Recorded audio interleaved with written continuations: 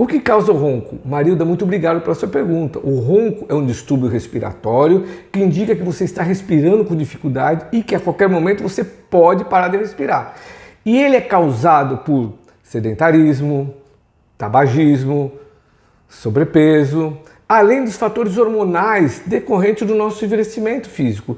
Então tudo isso deve ser avaliado por um clínico especializado para fazer o tratamento adequado para o seu tipo de ronco, porque existem várias causas e devemos tratar as causas e os sintomas do ronco. Para você conhecer um pouco mais a respeito dos tratamentos de ronco, visite o meu site drpaulocoelho.com.br. Lá tem vários vídeos que vão te ajudar a entender um pouco mais o tratamento do ronco e apneia do sono. Então um grande abraço e te vejo lá.